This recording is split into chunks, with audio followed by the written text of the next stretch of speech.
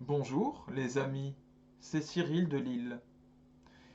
Aujourd'hui, nouveau sujet grave qui m'a été demandé par Héloïse, cette internaute fidèle de ma chaîne qui m'avait déjà demandé la dernière fois une vidéo sur l'avortement. Des sujets graves donc que je n'ai pas traités. Aujourd'hui, ce sera la PMA et la GPA, procréation médicalement assistée et gestation pour autrui. Ce sont des sujets qui viennent d'un domaine qu'on appelle la bioéthique.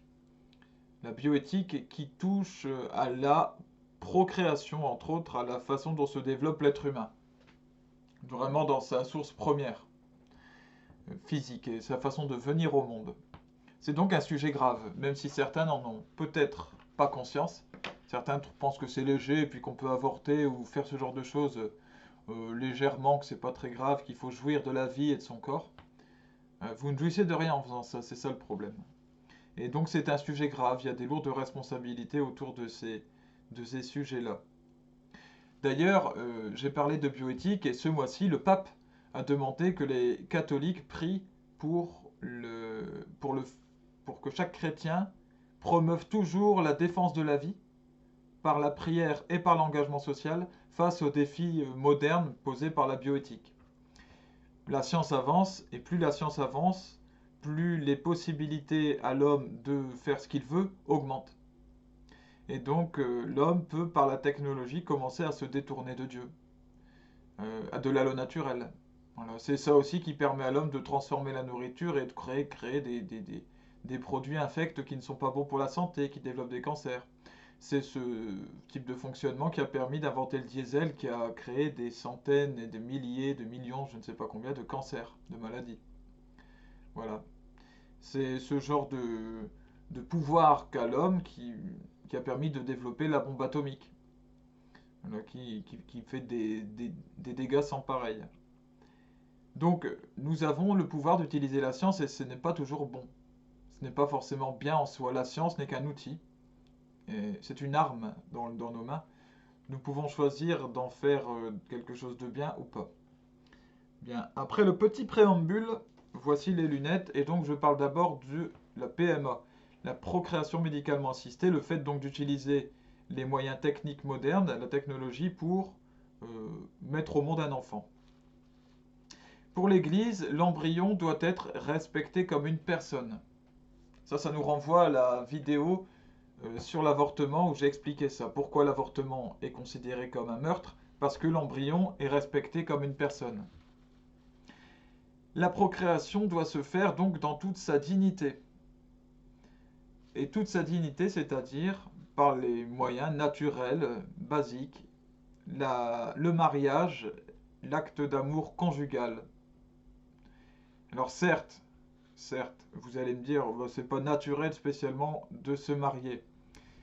C'est la voie normale, c'est la voie en tout cas qui permet d'avancer correctement. Si certains trouvent normal d'avoir une relation avec quelqu'un, lui donner son corps, avoir un enfant, et puis ne plus le voir un moment dans sa vie, vivre une rupture, pour ceux qui ont connu ça, pour le peu qu'on a aimé une personne, il n'y a rien de normal là-dedans. Ce n'est pas un projet de Dieu de vivre la rupture. D'où l'importance du mariage, afin qu'il y ait un cadre.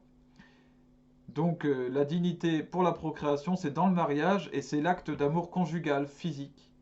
Les époux se donnant l'un à l'autre, tout simplement. Faire l'amour. Voilà, donc on fait l'amour, donc il y a un acte physique d'amour. L'insémination artificielle est donc interdite pour l'Église au sein d'un couple même marié.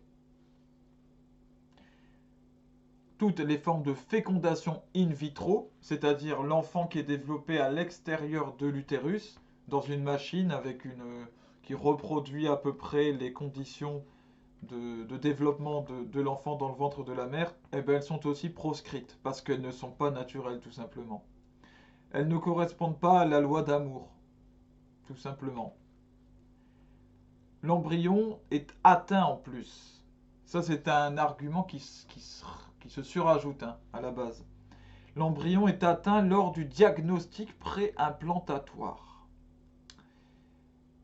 Et parce que, évidemment, on va chercher à savoir à quoi il ressemble, s'il peut avoir des problèmes, et donc là, eh ben, l'embryon peut être touché. Et aussi, il y a une dissociation entre l'acte conjugal et la fécondation. Et ça, c'est pas voulu, c'est pas normal, c'est pas naturel. C'est pas normal, tout simplement.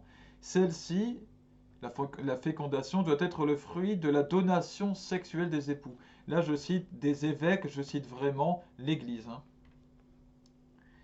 On fait l'amour avec son corps, là c'est moi qui parle, et on a un enfant. Les machines et les technologies n'ont rien à faire là-dedans. Elles salissent la vie elle-même. Elles salissent ce qu'il y a de plus naturel, de plus beau à l'intérieur de nous. On ne vient pas mélanger de la technique, de la technologie à toutes ces choses. Et si on ne peut pas avoir d'enfants par des moyens naturels, eh bien on n'en a pas. Et puis c'est tout. Ou alors, on fait une demande pour adopter. Il y a des enfants abandonnés qui attendent des parents pour les adopter. C'est très beau. L'enfant n'est pas un dû mais un don. Et ça c'est l'Église qui le dit. N'est pas un dû mais un don. Soit ça vous est donné et c'est accueilli avec joie, même si c'est un handicapé, même si c'est un trisomique, il a le droit de vivre. C'est pas à vous de décider le contraire. Mais en aucun cas, il ne vous est dû, cet enfant. En plus, en cas d'insémination artificielle avec un donneur extérieur au couple, alors là, on dissocie les parents de ceux qui ont engendré l'enfant. Vous voyez, les parents ne sont pas ceux qui ont donné leur... C'est un délire. C'est un délire. On ne sait plus qui est vraiment le parent. Il y a celui qui élève, il y a celui qui a donné son sperme ou voilà, ses chromosomes. Et celui qui a prêté son corps au développement de l'enfant, c'est un délire. Ce que Dieu a uni, que l'homme ne le sépare pas. C'est dans la Bible. La parenté n'a pas à être divisée. Ceci crée des troubles de l'identité personnelle chez les enfants concernés. En plus, la preuve que ce n'est pas normal et que ça ne vient pas de Dieu. Pour les couples de femmes, PMA chez les couples de femmes, no comment. Voilà, déjà qu'une union homosexuelle est une abomination aux yeux du Seigneur. Point. Ensuite, la gestation pour autrui, la GPA.